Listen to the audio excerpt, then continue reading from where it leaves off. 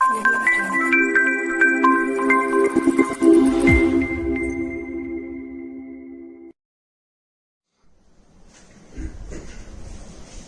Friends, કેમ છો? Last લેક્ચરમાં આપણે આ ચેપ્ટર પૂરું કર્યું હતું. આપણે એવું કીધું કે આજે થોડા ઘણા ક્વેશ્ચન્સ હું મારી રીતે આપણા જે સેન્ડ તમને કરેલું મટીરિયલ્સ એમાંથી કરાવીશ, અને તમને જે ડાઉટ છે એ તમે સેન્ડ કરો તો એ પણ ક્વેશ્ચન આપણે સાથે સાથે જોતા રહીશું. તો આજે થોડા ક્વેશ્ચન્સ જોઈ લઈએ જે આપણા મોડેલમાં છે. એમાં બિગિનર બોક્સ 1, 2 તો ઈઝી છે, ઉર્જાના સૂત્રોવાળા. એટલે એમાં કદાચ હજી ક્યાંય ડાઉટ હોય, તમે જે મને ડાઉટ સેન્ડ કરો છો એના આન્સર મેં તમને ઓલરેડી આપેલા છે, જેના બાકી જે અત્યારે કરાવવાનો જ છું. બિગિનર બોક્સ 3 માં જે સિમ્પલ આપેલા છે એ આપણે ફટાફટ જોતા જઈએ. નીચેમાંથી કોની પહેલી કક્ષાની ત્રિજ્યા ઓછામાં ઓછી હોય? પણ જ્યારે આવો ક્વેશ્ચન આવે, કોની પહેલી કક્ષાની ત્રિજ્યા ઓછામાં ઓછી હોય, ઓપ્શન છે હાઇડ્રોજન, ટ્રિટિયમ, 3 વખત આયનીકરણ પામેલ બેરિલિયમ. હવે બેરિલિયમનો પરમાણુ ક્રમાંક કેટલો હોય? 4. 3 વખત આયનીકરણ પામેલ એટલે 1 ઇલેક્ટ્રોન ગયો, પછી બીજો ગયો અને ત્રીજો ગયો, 3 ઇલેક્ટ્રોન ગયા. બેરિલિયમનો પરમાણુ ક્રમાંક 4 હોય, એમાંથી 3 ઇલેક્ટ્રોન જાય એટલે 1 જ વધે, અને 1 ઇલેક્ટ્રોન માટે તો બોરના બધા સૂત્રો લાગુ પડે જ. અને ચોથો ઓપ્શન છે 2 વખત આયનીકરણ પામેલ હિલિયમ. હિલિયમનો પરમાણુ ક્રમાંક 2, એમાં 2 વખત આયનીકરણ પામેલ મતલબ 2 ઇલેક્ટ્રોન જતા રહ્યા. હવે ધ્યાનથી સમજજો, ત્રિજ્યા જ્યારે આવે ત્યારે કેન્દ્રથી આ ઇલેક્ટ્રોન કઈ કક્ષામાં છે, પહેલી કક્ષામાં, બીજી કક્ષામાં, એના ઉપરથી આપણે ત્રિજ્યા નક્કી કરતા હોય. પણ હિલિયમ +2, 2 વખત આયનીકરણ પામેલ હિલિયમ એટલે હિલિયમ +2, મતલબ એમાં ઇલેક્ટ્રોન જ નથી, 2 હતા એ જતા રહ્યા. તો કેન્દ્ર જ છે, તો પરમાણુની ત્રિજ્યા એવો શબ્દ તો એમાં આવે જ નહીં, તો એમાં તો એ શબ્દ જ નહીં આવે. હવે બાકી આપણું ત્રિજ્યાનું સૂત્ર શું છે બેટા?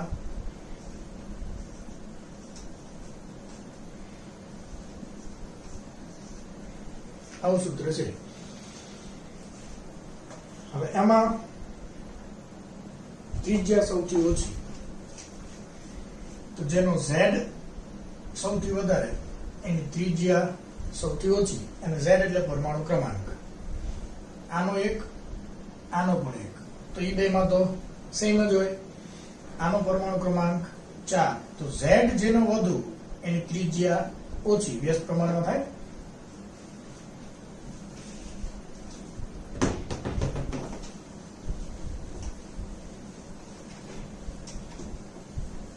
પછી હાઇડ્રોજન પરમાણુ માટે ભૂમિ અવસ્થામાંથી ત્રીજી અવસ્થામાં જવા માટે જરૂરી ઉર્જાનું મૂલ્ય, ભૂમિ અવસ્થામાંથી ત્રીજી અવસ્થામાં જવા માટે.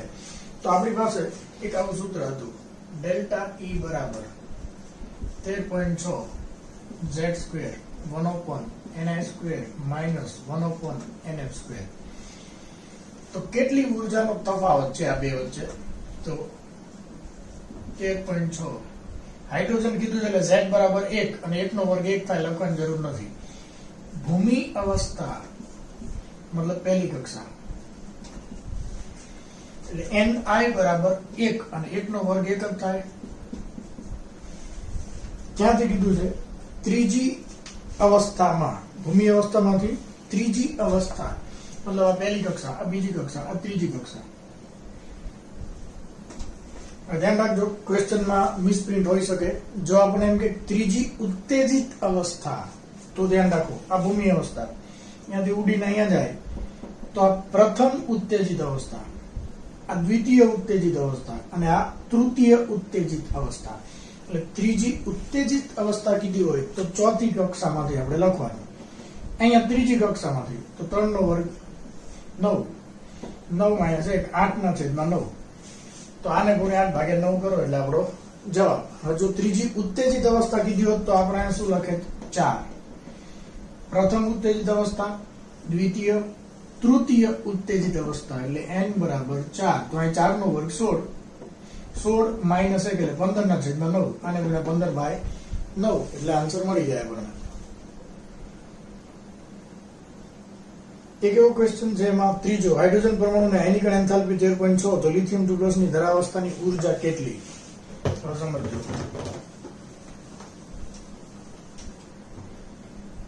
હાઇડ્રોજન પરમાણુની પહેલી કક્ષામાં ઉર્જા કેટલી હોય? -13.6. અને આ જ આંકડો આપણે ઉર્જાના સૂત્રમાં લખીએ.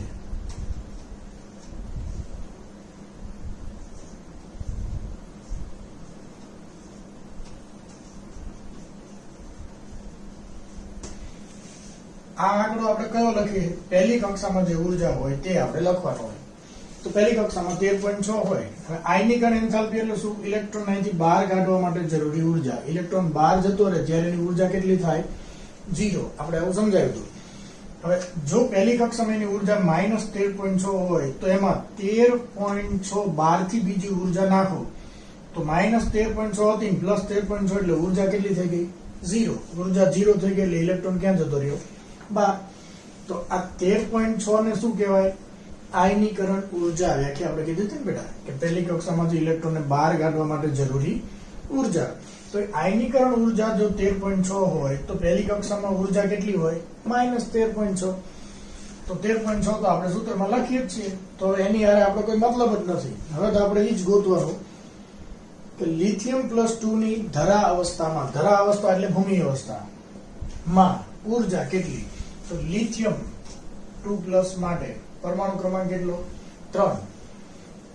મતલબ Z = 3 અને ભૂમિ અવસ્થા એટલે પહેલી કક્ષા n = 1. તો આ બે આંકડા ખાલી અહીં મૂકવાના છે. હવે n = 1, 1 નો વર્ગ તો 1 જ થાય. પરમાણુ ક્રમાંક 3, 3 નો વર્ગ 9. તો 13.6 × 9 કરી નાખો. એ આપણો આન્સર.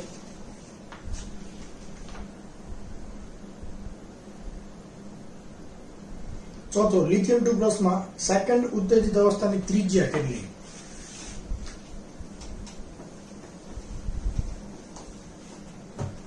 ત્રિજ્યાનું સૂત્ર પહેલા લખો.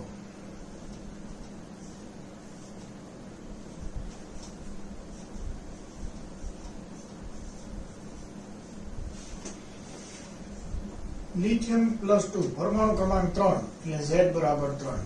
હવે ધ્યાન રાખો, લિથિયમ +2 માં એક જ ઇલેક્ટ્રોન હોય. એક ઇલેક્ટ્રોન અહીંથી ઉડીને જો અહીંયા જાય તો એ પ્રથમ ઉત્તેજિત અવસ્થા, અને અહીંયાથી અહીંયા જાય તો એ સેકન્ડ ઉત્તેજિત અવસ્થા. મતલબ એ કઈ કક્ષામાં હોય? n = 3 માં. હવે એમાં આપણે ત્રિજ્યા ગોતવાની.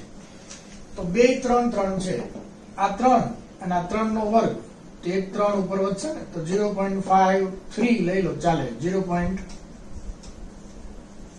ગુણા આ 3 નો વર્ગ નીચે 3 એટલે 3.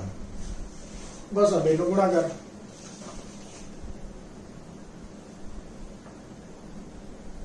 .51.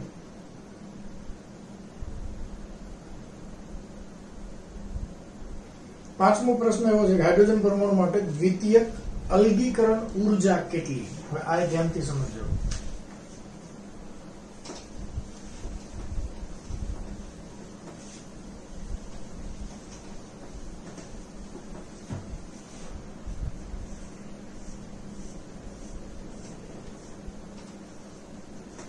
હાઇડ્રોજનમાં એક જ ઇલેક્ટ્રોન છે અને જો તે પહેલી કક્ષામાં હોય તો એ ભૂમિ અવસ્થા કહેવાય. અને અહીંયાથી ઇલેક્ટ્રોનને બહાર કાઢવા માટે, મતલબ કે બહાર જાય એટલે ઉર્જા કેટલી સ્વીકારેલી છે આપણે? 0. તો અહીંયાથી ઇલેક્ટ્રોનને બહાર લઈ જવા માટે જે ઉર્જાની જરૂર પડે એને આપણે શું કીધું? આયનીકરણ એન્થાલ્પી, આયનીકરણ પોટેન્શિયલ, આવું નામ આપેલું છે. પણ એ ભૂમિ અવસ્થામાંથી. હવે જો બીજી કક્ષામાં ઓલરેડી ઇલેક્ટ્રોન હોય અને અહીંયાથી તમે બહાર કાઢો તો આના કરતા આને બહાર કાઢવા માટે ઓછી ઉર્જાની જરૂર પડે. કેમ? કારણ કે કેન્દ્રથી થોડોક દૂર છે, મતલબ કેન્દ્રનું એના ઉપર આકર્ષણ થોડુંક ઓછું હોય. એને બહાર લઈ જવા માટે ઓછી ઉર્જાની જરૂર પડે. તો એને આયનીકરણ એન્થાલ્પી નો કહેવાય. આયનીકરણ એન્થાલ્પી એટલે ઇલેક્ટ્રોન ક્યાં હોવો જોઈએ? ભૂમિ અવસ્થામાં. ત્યાંથી એને બહાર કાઢવા માટે જે ઉર્જા જોઈએ એને આયનીકરણ એન્થાલ્પી, આયનીકરણ ઉર્જા કહેવાય. અને હાઇડ્રોજન આયનીકરણ ઉર્જા કેટલી? 13.6. કારણ કે પહેલી કક્ષામાં ઉર્જા કેટલી હોય? -13.6 ઇલેક્ટ્રોન વોલ્ટ. તો બહાર કાઢવા માટે +13.6. પણ બીજી કક્ષામાં જો ઇલેક્ટ્રોન હોય તેની ઉર્જા કેટલી? -3.4. તો બીજી કક્ષામાંથી બહાર કાઢવા ઉર્જા કેટલી આપવી પડે? +3.4. પણ એને આયનીકરણ એન્થાલ્પી નો કહેવાય. આયનીકરણ એન્થાલ્પી તો 13.6 જ આવે. તો આને બહાર કાઢવા માટે જે ઉર્જા જોઈએ એનું શું કીધું? તો આપણે વ્યાખ્યા યાદ કરો. અલગીકરણ ઉર્જા. હાઇડ્રોજનમાંથી આપણે ઇલેક્ટ્રોનને અલગ કર્યો, આયનીકરણ ઉર્જા નહીં, અલગીકરણ ઉર્જા. અહીંયાથી કાઢો તો આયનીકરણ, અહીંથી કાઢો તો અલગીકરણ. તો અહીંથી બહાર કાઢો તો એને પ્રથમ અલગીકરણ ઉર્જા કહેવાય, પણ અહીંયાથી બહાર કાઢો તો દ્વિતીય અલગીકરણ ઉર્જા કહેવાય. તો અહીંયા n બરાબર 3 માં ઇલેક્ટ્રોનની ઉર્જા કેટલી હોય? -1.51. તો અહીંથી બહાર કાઢવા માટે કેટલી ઉર્જા થઈ? +1.51. આને દ્વિતીય અલગીકરણ ઉર્જા કહેવાય. 1.51 એક્ઝેક્ટ નથી લખ્યું, 57 લખ્યું છે, ચાલે.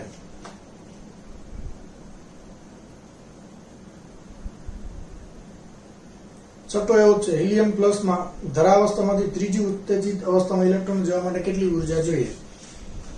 તો ઉર્જાનો તફાવત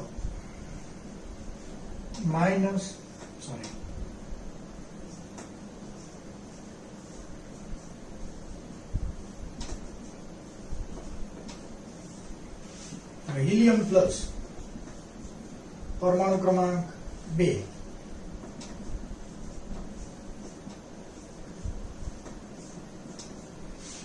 ધરા અવસ્થા એટલે ભૂમિ અવસ્થા, એટલે પહેલી કક્ષામાં છે, અને ત્યાંથી થર્ડ ઉત્તેજિત અવસ્થા, ધ્યાન રાખજો આ પહેલી કક્ષા, ત્યાંથી અહીંયા જાય તો પ્રથમ ઉત્તેજિત અવસ્થા, બીજી ઉત્તેજિત અવસ્થા, ત્રીજી ઉત્તેજિત અવસ્થા, મતલબ ચોથી કક્ષા. તો NF બરાબર 4 અને NI બરાબર 1. તો આ 1 નો વર્ગ તો 1 થાય, અહીંયા NF બરાબર 4, 4 નો વર્ગ 16 થાય. તો હમણાં આપણે કીધું એમ હવે સાદુરૂપ આપી દો, 16 - 1 એટલે 15 ના છેદમાં 16 ગુણ્યા 2 નો વર્ગ 4 ગુણ્યા 13.6. આ બધાનું સાદુરૂપ આપી દો એટલે આપણો જવાબ.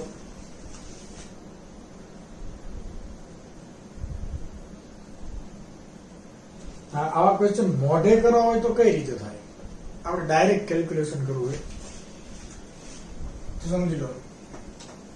હિલિયમમાં ઇલેક્ટ્રોન કઈ કક્ષામાં છે? ભૂમિ અવસ્થામાં. ભૂમિ અવસ્થામાં ઉર્જા કેટલી હોય અને ચોથી કક્ષામાં ઉર્જા કેટલી હોય? એ બેના આંકડા તમારી પાસે હોય તો બેની બાદબાકી કરો તો પણ આ બે વચ્ચેનો ઉર્જાનો તફાવત મળી જાય. તો અહીંથી અહીંયા જાય ત્યારે આ બે વચ્ચે જેટલો ઉર્જાનો તફાવત હોય એટલી ઉર્જા એને બહાર કાઢવી પડે અથવા શોષણ કરવું પડે. ઉપર જાય ત્યારે ઉર્જાનું શોષણ કરવું પડે. પણ આ સૂત્ર તો યાદ રાખશું જ, કઈ ન આવડે છે કે આપણે આ સૂત્રમાં કિંમત મૂકી દઈએ એટલે આન્સર આપણને મળી જાય.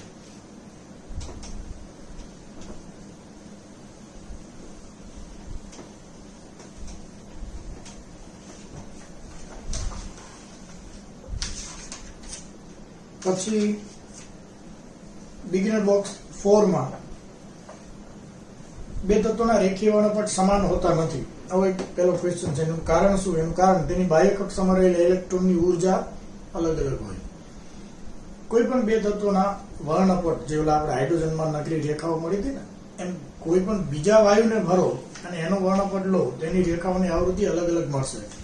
કારણ કે દરેકની બાહ્ય કક્ષામાં રહેલા ઇલેક્ટ્રોનની ઉર્જા સરખી ન હોય, વચ્ચે અમુક ઇલેક્ટ્રોન નડતા હોય. એને કારણે સ્ક્રીનિંગ અસરને કારણે છેલ્લી કક્ષામાં રહેલા ઇલેક્ટ્રોન ઉપર કેન્દ્રનું આકર્ષણ કોકમાં વધારે કોકમાં ઓછું ફેરફાર થાય, એટલે ઉર્જા સમાન ન હોય. બીજો ક્વેશ્ચન, નીચેનામાંથી કયા સંક્રમણ એટલે ઇલેક્ટ્રોન ઉપરથી નીચે નીચેથી ઉપર કૂદકા મારે ને એને સંક્રમણ કહેવાય. કયા સંક્રમણ દરમિયાન તરંગ લંબાઈ સૌથી ઓછી હશે? n બરાબર 6 માંથી 4 માં આવે ત્યારે, 4 માંથી 2 માં આવે ત્યારે, 3 માંથી 1 માં આવે ત્યારે, કે 2 માંથી 1 માં આવે ત્યારે. હવે ધ્યાન રાખવાનું, તરંગ લંબાઈ સૌથી ઓછી મતલબ ઉર્જા સૌથી વધારે, અને આપણે કીધેલું છે, સમજાવેલું છે, આ ધ્યાન રાખજો. પહેલી કક્ષામાં ઉર્જા -13.6, બીજામાં 3.4, 1.51, 0.85, અને સાવ ઇલેક્ટ્રોન બહાર જતો રહે તો 0. પહેલા અને બીજા વચ્ચેનો ગેપ કેટલો? 10.2. આ બીજામાંથી ઠેઠ બહાર જતો રહે તોય ગેપ કેટલો? ખાલી 3.4. મતલબ પહેલા અને બીજા જેટલો ગેપ પછી ક્યાંય નથી. હા, આપણે એમ કે ઠેઠ અનંતમાંથી બીજામાં આવે તો કેટલી ઉર્જા? ખાલી 3.4. પણ બીજામાંથી પહેલામાં આવે તો કેટલી ઉર્જા બહાર કાઢે? 10.2. એ આંકડો મોટો હોય. પણ ત્રીજામાંથી પહેલામાં આવે તો આના કરતા તો આ વધારે જ ઉર્જા બહાર કાઢે, કારણ કે પહેલા અને બીજા વચ્ચે ગેપ હોય એના કરતા પહેલા અને ત્રીજા વચ્ચેનો ગેપ તો વધારે જ હોય. તો ત્રીજામાંથી પહેલામાં આવે ત્યારે બહુ જ ઉર્જા ઉત્પન્ન થાય જોવાનું. આ બીજામાં ચોથા વાળું નકામું. પહેલામાં આવે છે તો બીજામાંથી પહેલામાં આવે એના કરતા ત્રીજામાંથી આવે ત્યારે વધારે ઉર્જાનું ઉત્સર્જન થાય, અને ઉર્જા વધુ એમ તરંગ લંબાઈ સૌથી ઓછી.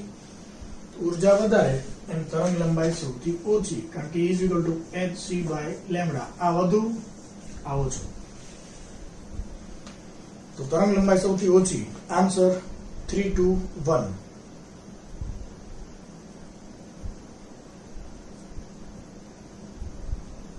બોરની ત્રીજી રેખાની તરંગ લંબાઈ હાઇડ્રોજન માટે. બોરની ત્રીજી રેખાની તરંગ લંબાઈ આવો શબ્દ વાપરે એટલે આપણે શું વિચારવાનું? હાઇડ્રોજનમાં પહેલી રેખા ક્યારે મળે? બીજામાંથી પહેલામાં આવે ત્યારે. બીજી રેખા ત્રીજામાંથી. ત્રીજી રેખા ચોથામાંથી પહેલામાં આવે ત્યારે.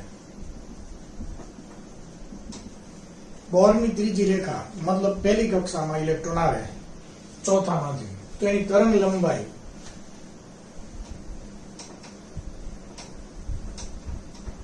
તરંગ લંબાઈ શબ્દ આવે એટલે આપણી પાસે આવું સૂત્ર હતું 1/λ = r z².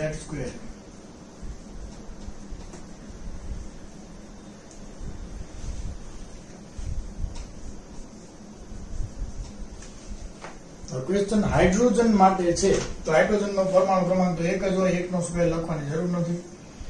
આ નાનો આંકડો લખવાનો. પહેલામાં આવે એટલે 1 નો વર્ગ તો 1 જ થાય. ચોથામાંથી આવે તો 4 નો વર્ગ 16 થાય. 16 - 1 એટલે 15 છેદમાં 16 × 16. તો આ લેમડાને આમ લઈ જઈએ તો 16 છેદમાં 15 અને r પણ નીચે.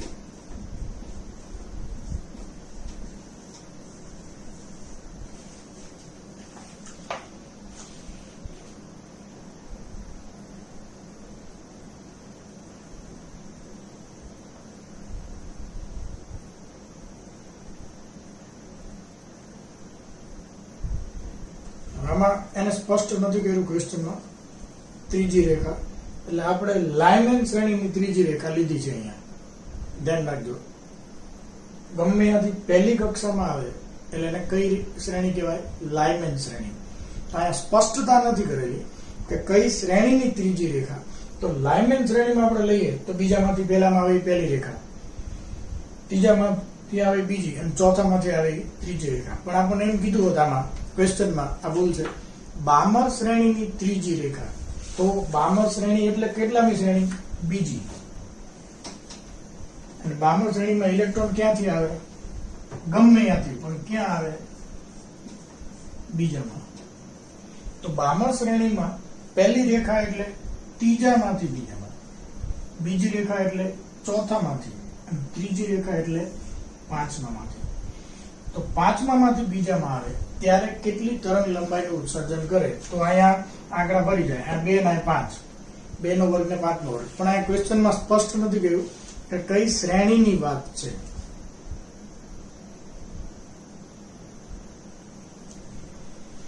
આ ક્વેશ્ચન તો આપણે ચોથો જોયેલો છે. n બરાબર 4 માંથી n બરાબર 1 માં કૂદકા મારે બહુસ્તરીય સંક્રમણ. હવે ધ્યાન રાખજો, આ પણ મને ઘણા ક્વેશ્ચન પૂછેલો છે.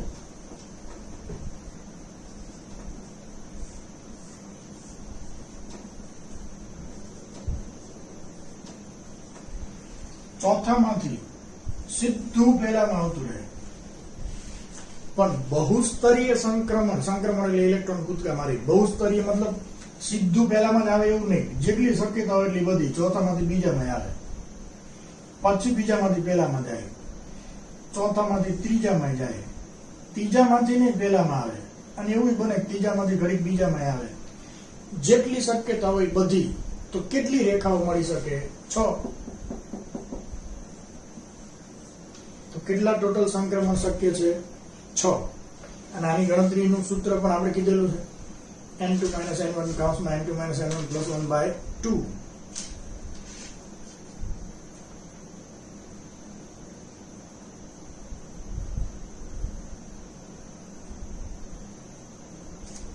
પછી આવો ક્વેશ્ચન છે બિગિનર બોક્સ 5 માં n બરાબર 4 અને l બરાબર 1 સાથે સંકળાયેલ કક્ષકો જણાવો. હવે આ તો સિમ્પલ છે. 4 l બરાબર 1 એટલે p, તો આ કઈ કક્ષક થાય? 4p. આની તો આપણે ઓલરેડી ચર્ચા કરેલી છે.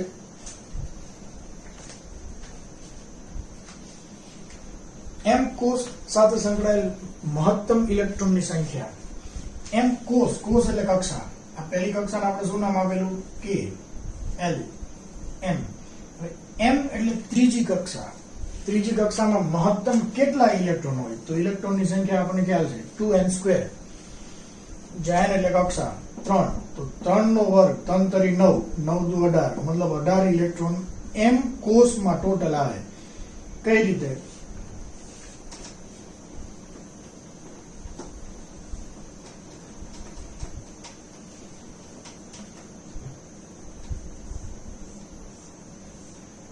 ત્રીજામાં કોણ હોય?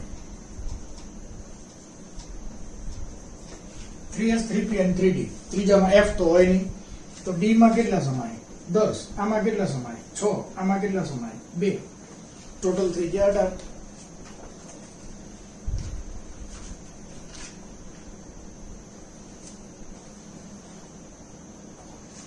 બિગિનર બોક્સ 6 નો પહેલો.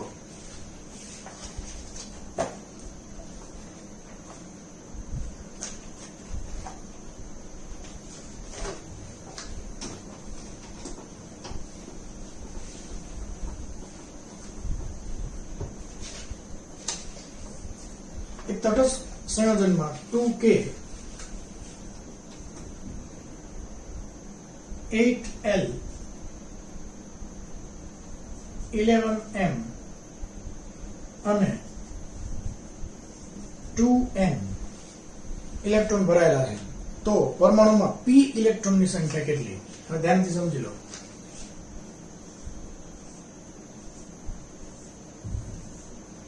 આ પહેલી કક્ષા k, l, m, n. આમાં કોણ હોય? 1s.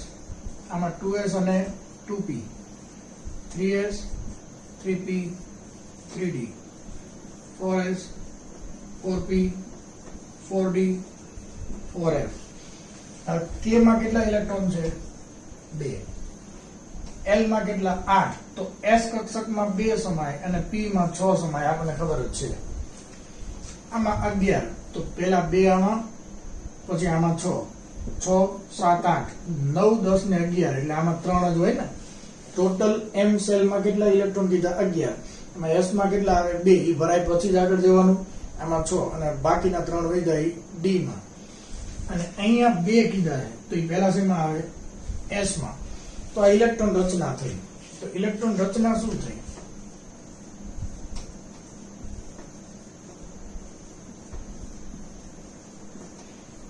આપણે ખબર 3s પછી આપણે ઇલેક્ટ્રોન રચના પ્રમાણે કયું લખવાનું હોય? 4s પછી 3d. આનો પરમાણુ ક્રમાંક કેટલો થાય? 20 ને 3 23. ટોટલ 23 ઇલેક્ટ્રોન આપણી પાસે થશે આમાં ગણતરી કરો એટલે પરમાણુ ક્રમાંક થાય 23. આ વેનેડિયમ છે. એમાં p ઇલેક્ટ્રોનની સંખ્યા કેટલી? તો આમાં કઈ છે જ નહીં. p પછી તો ક્યાંય p માં કક્ષક છે નહીં. 6 માં 6 માં p ઇલેક્ટ્રોનની સંખ્યા કેટલી? 12. p ઇલેક્ટ્રોન મતલબ ટોટલ p કક્ષકમાં કેટલા ઇલેક્ટ્રોન છે તે સંખ્યા આપણે ગોતવાની છે, તો 12.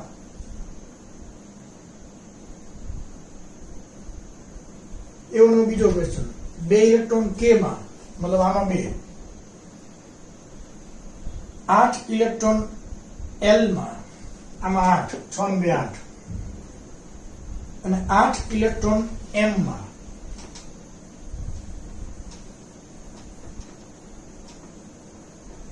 તો અહીંયા 6 ને 2 8.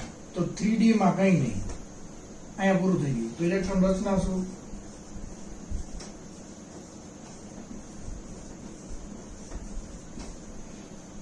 આ k પહેલી કક્ષા, આ બીજી કક્ષા, l આ ત્રીજી કક્ષા, m આમાં 2, આમાં 8, આમાં 8. આ ઇલેક્ટ્રોન રચના. તો p ઇલેક્ટ્રોનની સંખ્યા કેટલી? તો કેટલી આવે? 6 આમાં, 6 આમાં 12 જ આવે. કઈ જ ફેર ન પડે, આપણે તો p કક્ષકમાં કેટલા ઇલેક્ટ્રોન છે જોવાના. હવે આ ત્રીજો છે, આ ટાઈપના ક્વેશ્ચનમાં ધ્યાન રાખજો, એમાં બહુ અગત્યના ક્વેશ્ચન હોય છે. ક્વેશ્ચન નંબર 3 છે બિગિનર બોક્સ 6 માં. n બરાબર 3, l બરાબર 2, ક્વોન્ટમ નંબર ધરાવતા પરમાણુમાં મહત્તમ કેટલા ઇલેક્ટ્રોન સમાઈ શકે? હવે પહેલા તો એ સમજી લો કે n બરાબર 3 એટલે 3, l બરાબર 2 એટલે d. આ આપણે ખ્યાલ જ છે 0 1 2 3 s p d l. l બરાબર 2 એટલે કોણ? d. 3d. d કક્ષકમાં ટોટલ મહત્તમ કેટલા ઇલેક્ટ્રોન આવે? 10. તો આપણો આન્સર શું થાય? 10 મહત્તમ ઇલેક્ટ્રોનની સંખ્યા. ચોથો, n બરાબર 3 સાથે સંકળાયેલ કક્ષકોની સંખ્યા. પહેલામાં s, બીજામાં 2s 2p, અહીંયા 3s 3p 3d. કક્ષકોના પ્રકાર n બરાબર 3 માં 3 s p અને d. પણ કક્ષકોની સંખ્યા માટે આપણે શું કીધું હતું? n². n બરાબર 3, 3 નો વર્ગ 9. 9 કક્ષકો કેમ? તો કે 3d કેટલી હોય? 5. p કેટલી હોય? 3. s કેટલી હોય? 1. 5 ને 3 8 ને 1 9. તો કક્ષકની સંખ્યા 9.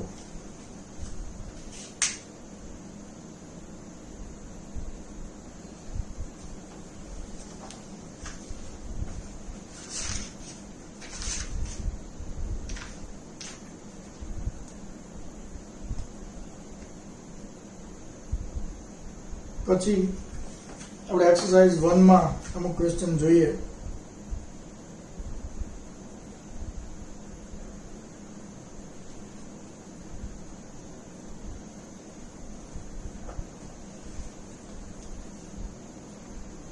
એમાં એક 24મો છે, ધ્યાન રાખજો.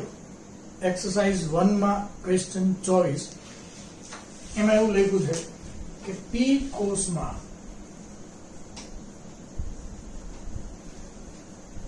રહેલા ઇલેક્ટ્રોન માટેનો કોણીય વેગમાન કેટલો? એટલે ઓલી s p d f વાળી p નથી, આ કક્ષક છે. જરાનો શબ્દ શું વાપર્યો છે? કોષ. આને આપણે કહીએ ને કેન્દ્ર. આ n બરાબર 1, પહેલો કોષ, બીજો કોષ, ત્રીજો કોષ. કોષ એટલે કક્ષા, કક્ષક નહીં. તો p કોષ મતલબ k l m n o p. p એટલે કેટલામી કક્ષા થાય? છઠ્ઠી. તો p કોષ એટલે n બરાબર 6 થાય. p કોષમાં રહેલા ઇલેક્ટ્રોનનો કોણીય વેગમાન કેટલો? તો કોણીય વેગમાન mvr બરાબર nh/2π. અહીંયા k l m n o p છઠ્ઠી, તો n બરાબર 6. 6h/2π. આ 3 ઉપર આવી જાય, 3 દુ 6. તો આન્સર 3h/π.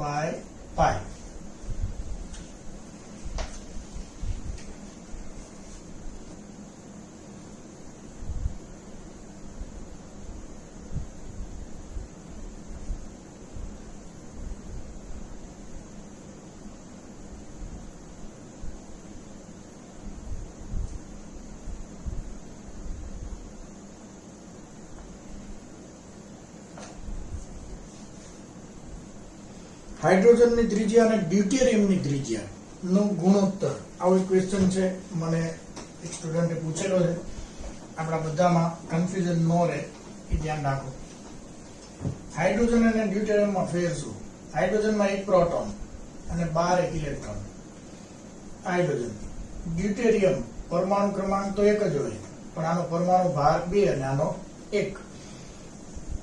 આમાં 1 પ્રોટોન અને 1 ન્યુટ્રોન હોય અને 12 ઇલેક્ટ્રોન.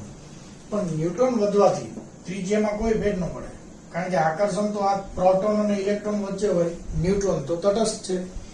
સમજતા ત્રિજ્યાનું સૂત્ર તમે જુઓ. એ બે જ વસ્તુ ઉપર આધાર રાખે, z અને n. તો z એટલે પરમાણુ ક્રમાંક, તો એ હાઇડ્રોજન હોય કે ડ્યુટેરિયમ, પરમાણુ ક્રમાંક તો એક જ હોય. અને n એટલે કક્ષાનો નંબર. પહેલી કક્ષામાં બેયમાં ત્રિજ્યા સમાન જ હોય, એટલે કે હાઇડ્રોજન અને ડ્યુટેરિયમ માટે ત્રિજ્યાનો ગુણોત્તર સેમ જ થાય, 1:1, એ અલગ નહીં થાય.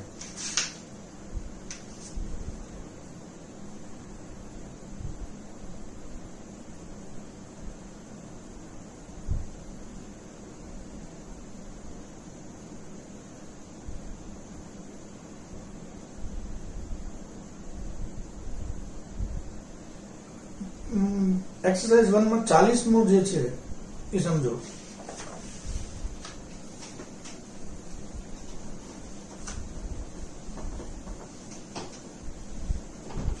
એક્સરસાઇઝ 1 નો 40મો એમાં આવું કીધું છે,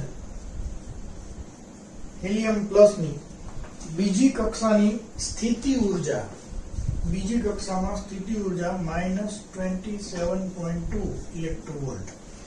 આપણે બીજી કક્ષામાં સ્થિતિ ઊર્જાની કિંમત આપેલી છે. હવે હાઇડ્રોજન પરમાણુની પહેલી ઉત્તેજિત અવસ્થાની બમણી ઊર્જા કેટલી? હાઇડ્રોજન પરમાણુ n = 1 2 3 4.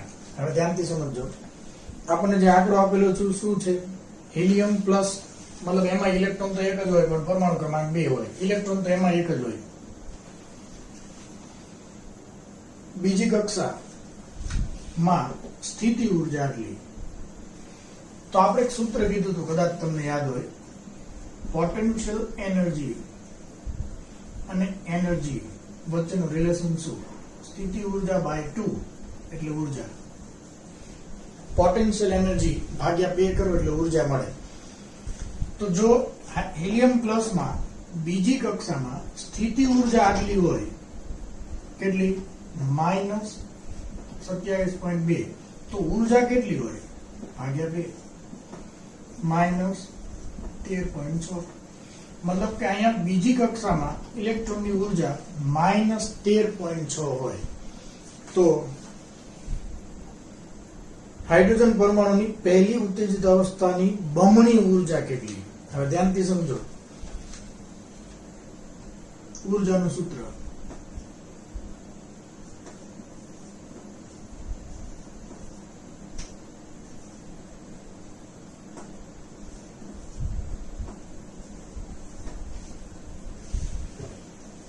આ ઊર્જા કોની આવી? હિલિયમની બીજી કક્ષામાં. હાઇડ્રોજન હોય તો Z = 1 અને પહેલી કક્ષા હોય તો n = 1. તો હાઇડ્રોજન માટે Z પણ 1 અને પહેલી કક્ષા એટલે n પણ 1. આ બે કેન્સલ, તો ઊર્જા આટલી. મતલબ હાઇડ્રોજનની પહેલી કક્ષામાં ઊર્જા આટલી. પણ જો હિલિયમ હોય તો પરમાણુ ક્રમાંક 2 અને જો કક્ષાએ તમે 2 લો તો પરમાણુ ક્રમાંક 2 કક્ષા 2, 2 નો વર્ગ કેન્સલ, તો ઊર્જા આટલી. એનો મતલબ શું થયો? હાઇડ્રોજનની પહેલી કક્ષામાં જેટલી ઊર્જા હોય એટલી જ ઊર્જા હિલિયમની બીજી કક્ષામાં હોય, એટલી જ ઊર્જા લિથિયમની ત્રીજી કક્ષામાં હોય. ઇન શોર્ટ, n અને Z બે સરખા થાય. પરમાણુ ક્રમાંક 1 તો પહેલી કક્ષા, 2 તો બીજી કક્ષા, 3 તો ત્રીજી કક્ષા, આ બે ઉડી જ જવાના. તો જો હિલિયમની બીજી કક્ષામાં ઊર્જા આટલી હોય તો હાઇડ્રોજનની પહેલી કક્ષામાં આટલી જ હોય. મતલબ આ જ સૂત્ર આપણે લખવાનું છે, આ જ સૂત્ર. અને હવે ક્વેશ્ચનમાં એવું કીધું છે કે એની પ્રથમ ઉત્તેજિત અવસ્થા એટલે બીજી કક્ષા. પહેલી કક્ષામાં ઊર્જા આટલી હોય તો બીજામાં કેટલી હોય આપણને યાદ જ છે, -3.4. બીજી કક્ષામાં આટલી ઊર્જા હોય. આ ઇલેક્ટ્રોન ઉડીને અહીંયા આવે તો આને પ્રથમ ઉત્તેજિત અવસ્થા કહેવાય. એની ડબલ ઊર્જા કેટલી? 3.4 ની ડબલ કેટલી? -6.8. એ આપણો જવાબ. આન્સર ત્રીજો.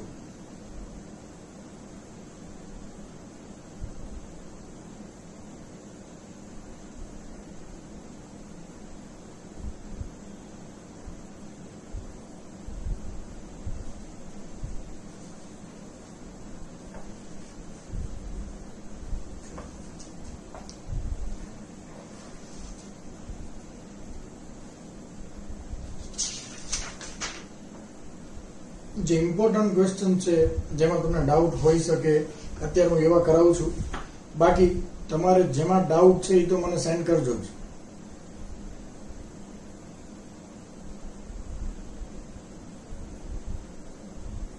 मान लो कि क्वेश्चन 78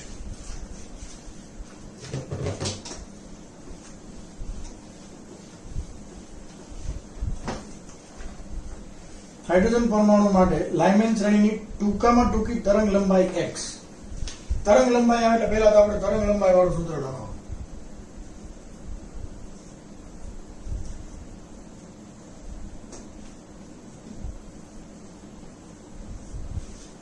લેમડા તરંગ લંબાઈ વાળું આ એક જ સૂત્ર આપણી પાસે છે બોર માટે. હાઇડ્રોજન પરમાણુ માટે લાઇમેન શ્રેણી. હવે યાદ રાખવાનું આપણને ખ્યાલ છે કે લાઇમેન શ્રેણી મતલબ ઇલેક્ટ્રોન ગમે ત્યાંથી આવવાનો ક્યાં? પહેલી કક્ષામાં. મતલબ ni બરાબર 1. લાઇમેન શ્રેણીમાં ટૂંકામાં ટૂંકી તરંગ લંબાઈ. તરંગ લંબાઈ સૌથી ઓછી મતલબ ઉર્જા સૌથી વધારે.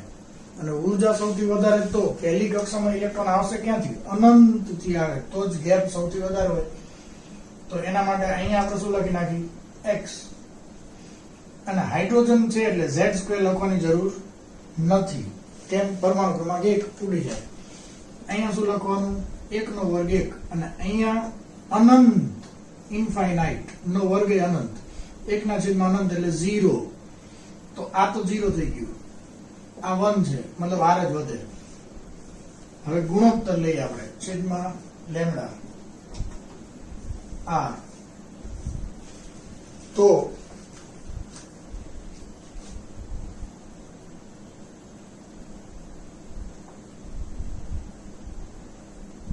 હાઇડ્રોજન પરમાણુ માટે બામર શ્રેણીની પહેલી રેખાની તરંગ લંબાઈ કેટલી? બામર શ્રેણી મતલબ ઇલેક્ટ્રોન ક્યાં આવે? બીજી કક્ષામાં. બીજી શ્રેણી છે બીજી કક્ષામાં. અને ક્વેશ્ચન શું છે? બામર શ્રેણીની પહેલી રેખા, પ્રથમ રેખા. હવે ધ્યાનથી સમજો. ઇલેક્ટ્રોન ગમે ત્યાંથી બીજી કક્ષામાં આવે તો બામર શ્રેણી કહેવાય. પહેલી રેખા એટલે ત્રીજામાંથી બીજામાં આવે એ પ્રથમ રેખા કહેવાય. આપણે એમ કે બામર શ્રેણીની બીજી રેખા તો ચોથામાંથી બીજામાં આવે બીજી રેખા કહેવાય. અહીંયા બામર શ્રેણીની પ્રથમ રેખાની તરંગ લંબાઈ. તો આપણે ગુણોત્તર લીધો. હાઇડ્રોજનની તો x કીધી છે. r ઉડી જાય. હવે પ્રથમ રેખા મતલબ બીજામાં તો આવશે ત્રીજામાંથી. તો 2 અને 3 આ બે આંકડા આપણે જોઈએ. 1/2 નો વર્ગ 4. 1/3 નો વર્ગ 9. 9 -4 એટલે 5/9 = 36. અહીંયા શું આવશે? 5/36. સાદુરૂપ આપી દો. અહીંયા તો કઈ છે જ નહીં. તો 1/x આ ઉપર જાય લેમ્ડા.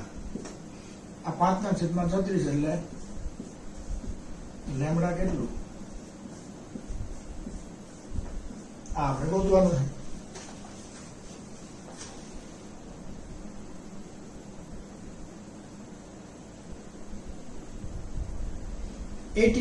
આ બહુ ઇમ્પોર્ટન્ટ ક્વેશ્ચન છે. ઘણા બધાને ભૂલ પડતી હોય છે. ઘણા મને ડાઉટમાં સેન્ડ કરેલો છે.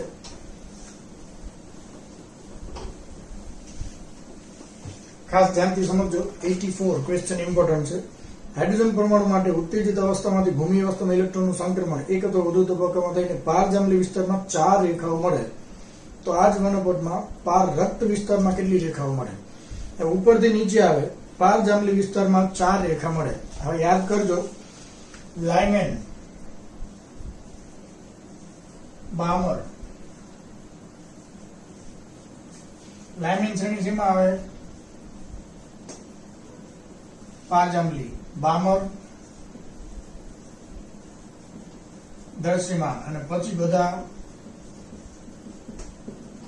પારક. લાઇમેન, બામર, પાશ્ચમ, બ્રેકેટ, ફૂંડ, હમ્ફ્રી બધા પારક. આપણે એવું કીધું કે લાઇમેન શ્રેણીમાં પારજાંબલી વિસ્તાર મતલબ લાઇમેન શ્રેણી.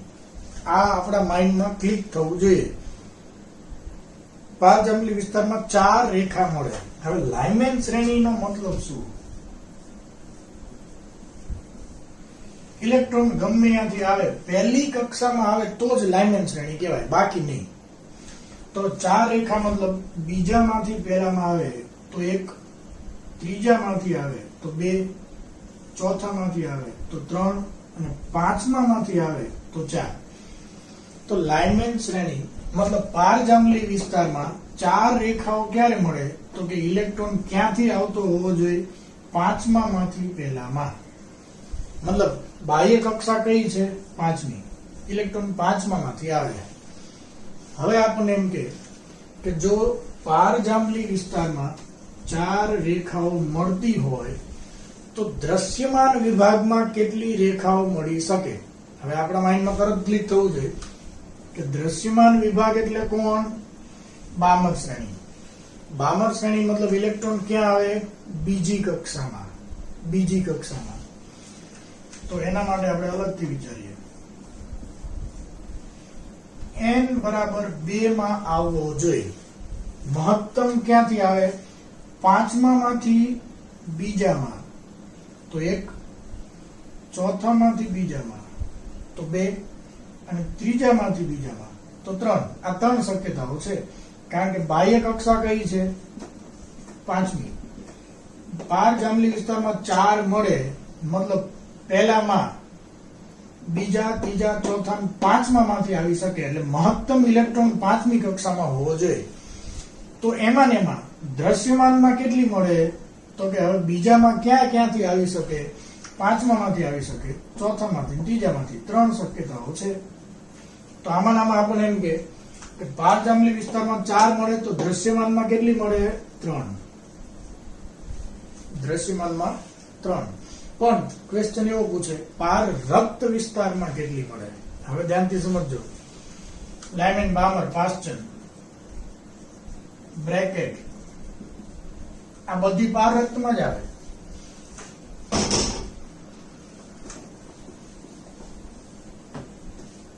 બ્રેકેટ કેટલામી શ્રેણી? પાસ્ચન ત્રીજી. 1, 2, 3, 4, 5. ગમે ત્યાંથી ત્રીજામાં આવે તો પાર રક્ત વિસ્તાર કહેવાય. કારણ કે પાસ્ચન શ્રેણીમાં તો આપણી પાસે 12ની કક્ષા કઈ છે? પાંચમી. તો પાંચમામાંથી ત્રીજામાં આવે અથવા ચોથામાંથી ત્રીજામાં આવે. મૂળ પાસ્ચન શ્રેણીમાં ટોટલ કેટલી રેખાઓ મળી શકે? 2. તો આ કયા વિસ્તારમાં આવે? પારરક્ત. પણ પારરક્તમાં ખાલી પાસ્ચન નહીં, બ્રેકેટ, ફૂંડ બધા જ પારરક્તમાં જ આવે. તો હવે તમે જો બ્રેકેટનો વિચાર કરો તો બ્રેકેટ કઈ શ્રેણી? ચોથી. મતલબ ઇલેક્ટ્રોન ક્યાં આવે? ચોથામાં. આપણી પાસે બાહ્ય કક્ષા કઈ છે? પાંચમી. તો પાંચમામાંથી ચોથામાં. બસ એક જ શક્યતા છે. તો બ્રેકેટમાં કેટલી રેખાઓ મળી શકે? 1. અને આ કયા વિસ્તારમાં આવે? પારરક્ત. પારરક્ત વિસ્તારમાં કુલ કેટલી થાય? 2 ને 1, 3. આ પારરક્ત વિસ્તારમાં છે ને આ પારરક્ત. પારરક્તમાં 3 થાય, દ્રશ્યમાનમાં 3 થાય. તો આ ગમે ક્વેશ્ચન પૂછે દ્રશ્યમાન વિસ્તારમાં કેટલી? જો પારજાંબલીમાં 5 તો દ્રશ્યમાનમાં કેટલી? 4 થાય. એટલે આવા ક્વેશ્ચન પૂછે આપણને ધ્યાન રાખવાનું.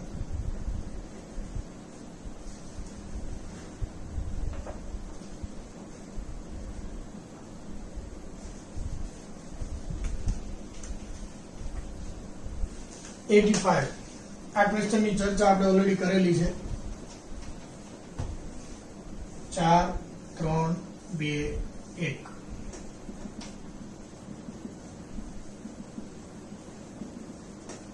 ચાર કક્ષા છે.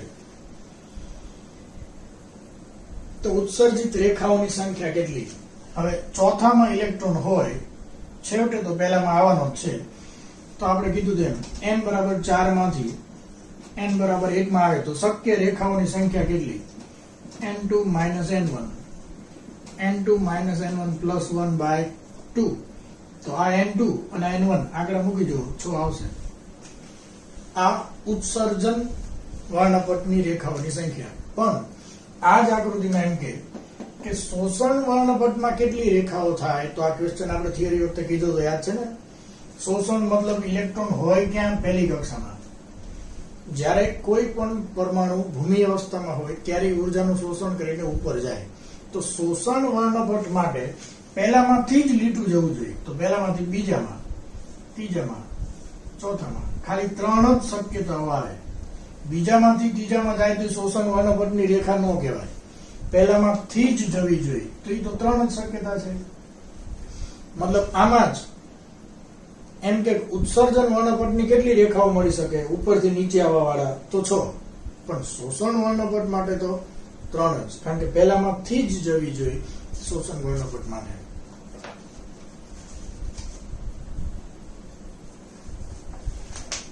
હવે ક્વોન્ટમ આંક વાળા સારા ક્વેશ્ચન્સ છે, બધા સમજી લઈએ.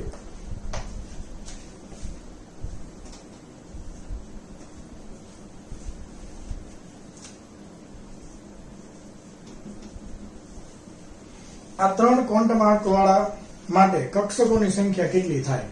તો એક વસ્તુ ધ્યાનથી સમજી લો. જ્યારે આપણે એમ કે n બરાબર 3 એટલે ત્રીજી કક્ષા, l ની કિંમત પણ આપેલી હોય એટલે l બરાબર 0 1 2 3 s p d f કોઈ પણ એક જ કક્ષક વિશે કીધું હોય તો આ d કક્ષકો તો 5 હોય, પણ જ્યારે તમને m ની કિંમત આપેલી હોય ત્યારે તો એ કોઈ એક જ કક્ષકની વાત હોય. ધ્યાન રાખજો, 5 કક્ષક માટે m ની કિંમત તો અલગ અલગ હોય ને. એમાં m ની પર્ટિક્યુલર કોઈ એક કિંમત એ તો કોઈ એક કક્ષક માટે જ હોય. તો આ ત્રણેયના આંકડા તમને આપેલા હોય. n બરાબર 3 એટલે 3, 2 એટલે d, અને એમાંય પર્ટિક્યુલર કોઈ એક કક્ષક, કારણ કે d માં 5 છે પણ 5 ના ચુંબકીય ક્વોન્ટમ આંક અલગ અલગ હોય, પણ એક ચુંબકીય ક્વોન્ટમ આંકની કિંમત આપેલી છે, મતલબ કોઈ એક કક્ષકની જ વાત છે. આ બધાની નહીં. તો આ પર્ટિક્યુલર એક કક્ષક માટેની જ વાત છે, આ ધ્યાન રાખવાનું. પણ ખાલી એમ કે n બરાબર 3 અને l બરાબર 2 કેટલી કક્ષકો હોઈ શકે? તો આ 3, 2 એટલે d. હવે 3d કેટલી હોય? 5, 1 2 3 4 5, તો જવાબ 5. તો 5 શક્યતા કક્ષકોની છે. પણ જો ચુંબકીય ક્વોન્ટમ આંકની કિંમત કોઈ પણ આપે, મતલબ એ 5 માંથી કોઈ પણ એક કક્ષકની જ વાત છે, તો તે એક જ કક્ષકની વાત છે, અને એમાં ઇલેક્ટ્રોન કેટલા સમાય એમ કે તો 2 જ આવે. મતલબ આ ત્રણેય ચુંબકીય ક્વોન્ટમ આંક આપેલા હોય ત્યારે એક જ કક્ષકની વાત થાય, અને ઇલેક્ટ્રોન પૂછે તો 2 જ સમાય, કારણ કે એક કક્ષકમાં 2 જ ઇલેક્ટ્રોન સમાય.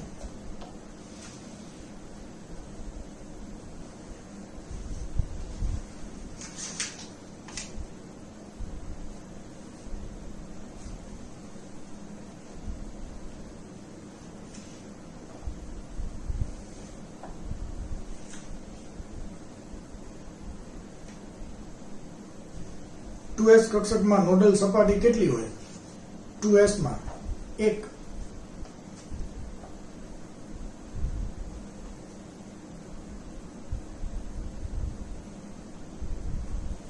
એકસો 7 નો જે લોજિકલ નથી, કઈ કામનો નથી, આ તો સમજવા માટે.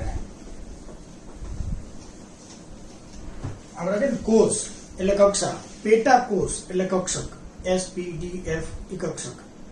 એમ પેટા કોષ અથવા પેટા કક્ષા એવો શબ્દ વાપરે એટલે આ કક્ષકની વાત છે. s p d f main તો આટલી જ હોય, પણ પછી કલ્પના છે ખાલી. f g h i j k l પછી એબીસીડી સુધી ઈ ક્યાંય પ્રેક્ટિકલી જરૂર નથી. f પછી continue A B C D, f g h i j k l m પણ ફરીથી કહું પ્રેક્ટિકલી નથી. આ એ કોઈ કક્ષકો છે નહીં, એની આપણે જરૂર નથી. અને જેટલા ઇલેક્ટ્રોન છે f સુધીમાં બધા ભરાઈ ગયા છે, એનાથી વધુ ઇલેક્ટ્રોન ધરાવતો કોઈ પરમાણુ પણ નથી. તો h પેટા કક્ષક હોય તો એની સંખ્યા કેટલી? તો સિમ્પલ, s કક્ષક કેટલી હોય? 1. તો p કેટલી? 3. તો આ કેટલી? 5. તો આ કેટલી? 7. તમે જો એકી સંખ્યામાં આવેલું જાય તો આ કેટલી હોય? 9. તો આ કેટલી થાય? 11. તો જો h પેટા કક્ષક હોત તો એની સંખ્યા કેટલી થાત? 11. ફરીથી આ ઇલોજિકલ છે, કઈ મતલબ નથી આનો, પણ આ ક્વેશ્ચન પૂછે તો આપણે આ રીતે વિચારવાનું.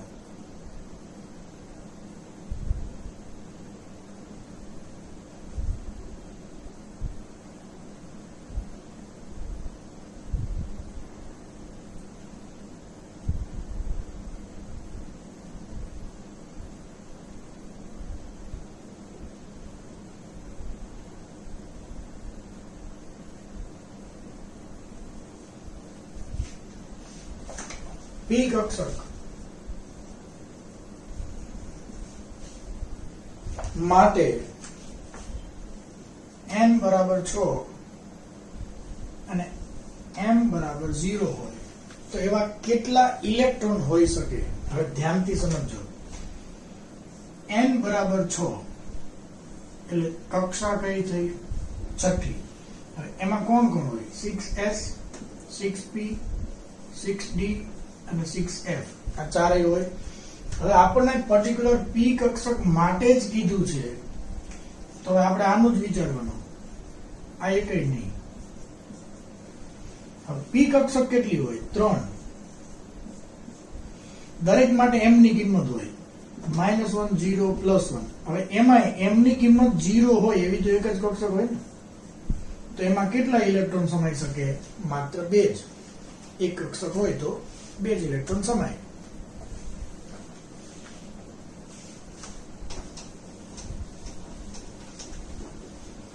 હવે હમણાં જે આપણે ક્વેશ્ચન કીધો તો ધ્યાનથી સમજજો.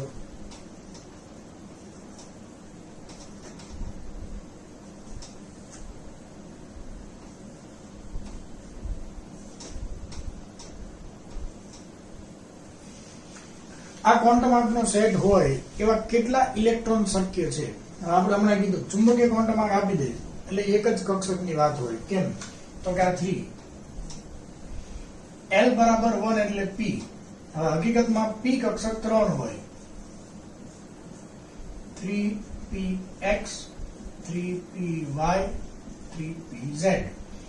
પણ -1, 0, +1 m ની કિંમત જ્યારે તમને કીધી 0 તો એવી તો એક જ કક્ષક હોય. આપણે ખબર છે 0 આપણે હકીકતમાં શેના માટે લેવાની છે? pz માટે. અહીંયા ક્રમ નથી સમજતા લખ્યું ને, પણ m ની કિંમત હોય એવી તો એક જ કક્ષક હોય તો એમાં ઇલેક્ટ્રોન કેટલા સમાય? 2 જ. તો આ ક્વોન્ટમ આંકનો સેટ હોય એવા કેટલા ઇલેક્ટ્રોન શક્ય છે? 2 જ. કક્ષક કે તો એક જ.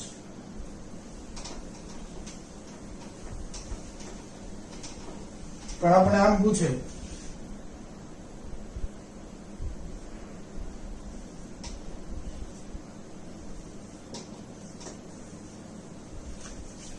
n બરાબર 3 હોય અને m બરાબર 0 હોય એવા કેટલા ઇલેક્ટ્રોન શક્ય છે?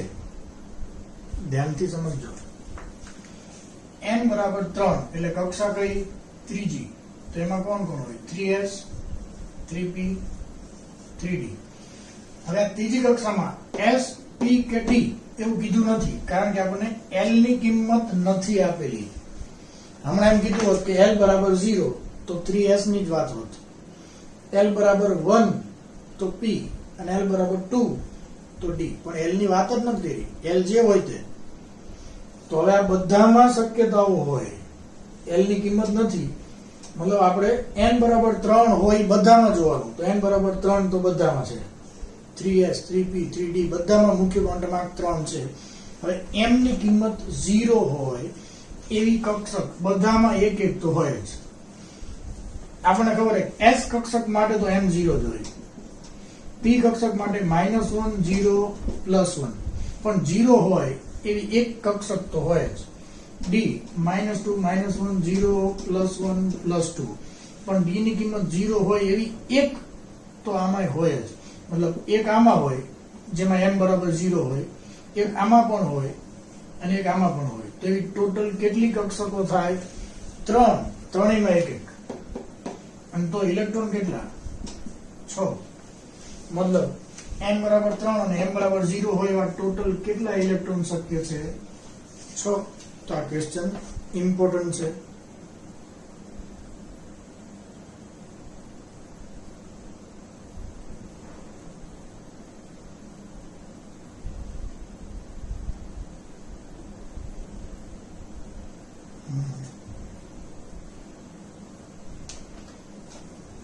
તો આ ટાઈપના ક્વેશ્ચન્સ છે. આજે આટલું રાખીએ. હવે જે લોજિક છે એ મેં અત્યારે તમને સમજાવ્યું. છતાંય હવે તમને હજી જો ક્યાંય પણ ડાઉટ્સ આ ચેપ્ટરમાં રહી ગયા હોય તો ક્વેશ્ચન નંબર મને વોટ્સએપ કરો, ફોટો પાડીને સેન્ડ કરો. આપણે એના પણ ડાઉટ્સ જોઈ લેશું. આ ચેપ્ટર કમ્પ્લીટ થઈ ગયું છે. તમારે ક્યાંય પણ આ ચેપ્ટરમાં ડાઉટ ન રહેવો જોઈએ. બધી જ એક્સરસાઇઝ સોલ્વ થઈ ગયેલી હોવી જોઈએ બેટા. અને આપણે એની નોટ્સ બનાવવાની છે. તમને ખ્યાલ છે નોટ્સમાં શું લખવાનું છે? બધી જ એક્સરસાઇઝ અને બિગિનર બોક્સના ગણેલા દાખલા. કોઈ ન આવડે તો આપણે કીધું હતું એની જગ્યા ખાલી મૂકી દો, એ મને પૂછી લો, આપણે એનું સોલ્યુશન કરી નાખીએ. લગભગ ઘણા બધા મને ક્વેશ્ચન વોટ્સએપમાં સેન્ડ કરેલા હતા, પણ લગભગના જવાબ આમાં આવી ગયા છે. છતાંય જો કોઈને ક્વેશ્ચન મને સેન્ડ કરેલો હોય અને આજે એનું સોલ્યુશન આ લેક્ચરમાં ન મળેલું હોય તો ફરીથી મને સેન્ડ કરી દેજો. કારણ કે ઘણા બધાના વોટ્સએપ હતા એટલે એમાં કદાચ ક્યાંક નીચે જતું રહ્યું હોય, મારા ધ્યાનમાં ન આવ્યું હોય, તો ફરીથી આજનો લેક્ચર જોયા પછી તમને હજી કોઈ ડાઉટ છે તમારી પાસે અને તમે મને સેન્ડ કરેલા હતા છતાંય મારા ધ્યાનમાં નથી આવ્યા એવું બને તો તમે મને ફરીથી સેન્ડ કરી દેજો. એના હું સોલ્યુશન તમને આપી દઈશ. ઓકે, મહેનત કરતા રહો બેટા. વ્યવસ્થિત રીતે આ ચેપ્ટર બહુ જ અગત્યનું છે. ધ્યાન રાખીને સમજજો કે આ ચેપ્ટર 11-12 બધા માટે આપણને ખૂબ જ ઇમ્પોર્ટન્ટ ધરાવે છે. એટલે દરેક એક્સરસાઇઝ વ્યવસ્થિત સોલ્વ કરી નાખો. કંઈ ડાઉટ હોય તો મને પૂછી લો. ઓકે બેટા, બાય.